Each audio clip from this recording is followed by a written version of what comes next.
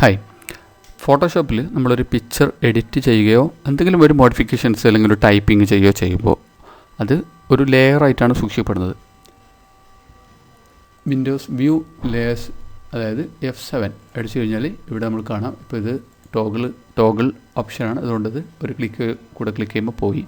F7 ഇവിടെ layer. ഇപ്പോൾ ഇവിടെ ഒരു ലെയറാണുള്ളത്. നമ്മൾക്ക് ഫോട്ടോഷോപ്പിൽ നമ്മളൊരു എന്തെങ്കിലും ടെക്സ്റ്റ് ടൈപ്പ് ചെയ്യണം.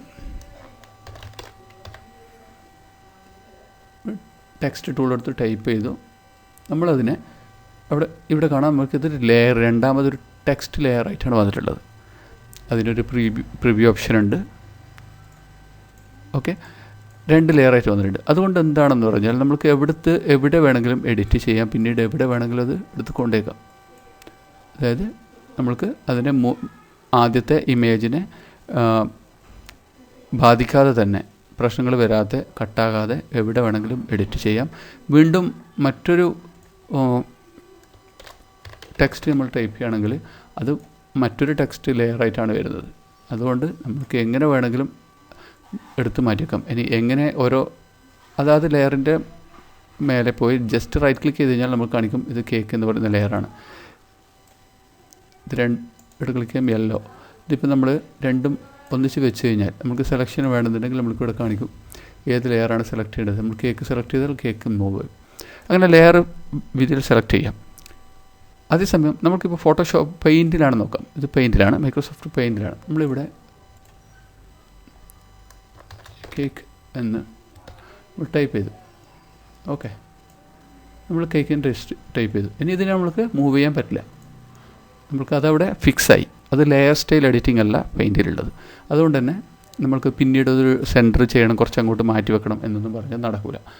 അതുകൊണ്ട് തന്നെ ലെയർ സ്റ്റൈൽ എഡിറ്റിംഗ് നമ്മൾക്ക് ഫോട്ടോഷോപ്പിലുള്ളത് കൊണ്ട് നമ്മൾക്കത് ഇതേപോലെ തന്നെ സേവ് ചെയ്ത് വെച്ചാൽ നമ്മൾ ഇത്രയും വർക്ക് ചെയ്തിട്ട് നമ്മൾക്ക് ബാക്കി വർക്ക് പിന്നീട് ഒരു സമയത്ത് ചെയ്യാനാണെങ്കിൽ നമ്മൾ സേവ് ചെയ്യുമ്പോൾ ഫയൽ സേവ് അടിക്കുമ്പോൾ PSD ഫോർമാറ്റ് സെലക്ട് ചെയ്യുക. നോർമലി PSD ആണ് വരിക.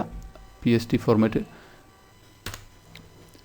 സേവ് ചെയ്യുമ്പോൾ PSD ഫോർമാറ്റ് സെലക്ട് ചെയ്ത് സേവ് ചെയ്ത് കഴിഞ്ഞാൽ ഈ ലെയർ അതുപോലെ തന്നെ നമുക്ക് പിന്നീട് എഡിറ്റിങ്ങിനും ലഭിക്കും. അതേസമയം PSD ഫോർമാറ്റ് പൊതുവേ വലിയ സൈസായിരിക്കും, 10-25 MB വരും.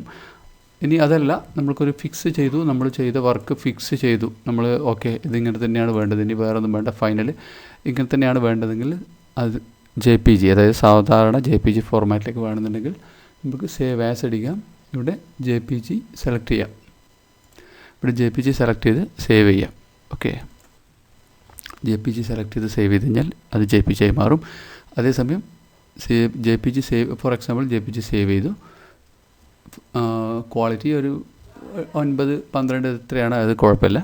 ഓക്കെ അടിക്കുക. ശേഷം നമ്മളിത് ക്ലോസ് ചെയ്യുമ്പോൾ നമ്മളോട് ചോദിക്കും ഈ സാധനം എഡിറ്റ് ചെയ്ത സാധനം സേവ് ചെയ്തിട്ടില്ല എന്നാണ്. അത് സേവ് ചെയ്യാൻ കൊടുക്കുമ്പോൾ നമ്മൾ PSD വേണമെങ്കിൽ PSD ആയിട്ട് സേവ് ചെയ്യാൻ പറ്റും. നമുക്ക് വേണ്ട പിന്നീട് ഡിസ്കാർഡ് ചെയ്യാം. ഈ സേവിങ്സ് വേണമെങ്കിൽ ജസ്റ്റ് നോ അടിച്ച് വിടാം.